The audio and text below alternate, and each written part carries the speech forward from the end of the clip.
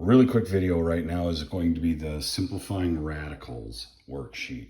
Let's start with an easy one like number 1, the square root of 12. The square root of 12 is not a perfect square. It's, I went over this yesterday. It's not a perfect square, but we can factor out a perfect square. And you've got to start looking at the factors of the number 12 and finding the perfect squares that are in there, the perfect square root problems that you can factor out. Now, what I mean by that, think of what makes 12. You've got 1 times 12, you've got 2 times 6, you've got 3 times 4. In those factors, are any of those numbers perfect squares? Well, 1, but 1 is useless, so you don't have there. 2 and 6, 2 is a prime number, 6 is only divisible by 2 and 3, so gone. 3 and 4, 4 is a perfect square. So I would write 4 times 3 below this. So you could do that like caret thing. The square root of 4 is 2. So you can factor out a 2 out to the front of this. What is still left inside the radical that we have not factored? The 3. You've now taken this and essentially reduced the radical that's there, 12. Okay, now what if you've got something like, let's say number 11. Number 11 puts a 5 out in front of that radical. 5 times the radical square root of 28. 5 times the square root of 28. Now, 28, if you want to write down all of the factors over to the right like I did, you can. Hopefully, you're going to start looking at it and going, okay, I know that 4 goes into 28 and it's multiplied by a prime. So that is the greatest common factor. That is a perfect square that I can factor out of this. It's going to be 4 times 7 makes 28.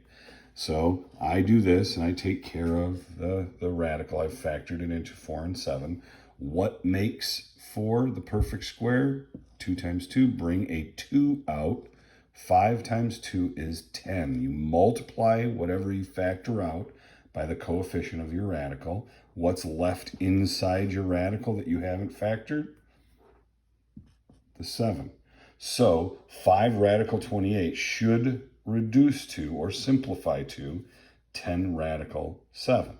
Now, if it would have been a negative out in front, the negative would have stayed there like number 10. Don't get freaked out by the negative. That's all you do for these problems. It doesn't get any worse, tougher than that.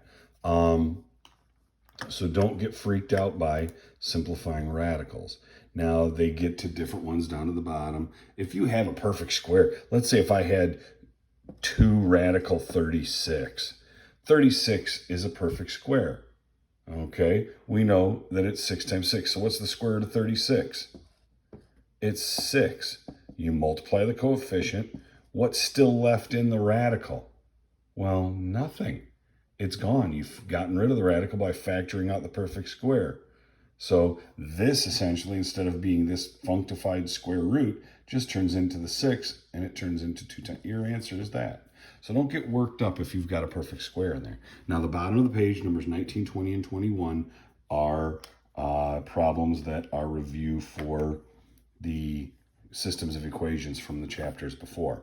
It's a good cycling back to the stuff that we did. The stuff that we did a while ago.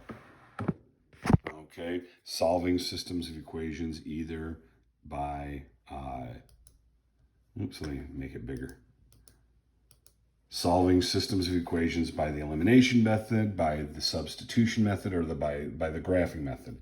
And you can use the graphing method if you want, but it looks like every one of these set up for the elimination method. Set up for the elimination. Ooh, that one's double elimination method. Triple elimination. Ooh, I like that one. They're all set up for the elimination method, okay? Every one of them is set up nice and neat for the elimination method. So honestly, I shouldn't have told you that. I wish you would have looked at that and figured it out. But you could use any method you want. Those are just review. You can practice those for the final exam. These next few weeks, there's going to be reviews at the bottom of most every page every other day. Alrighty, I'll post this right now.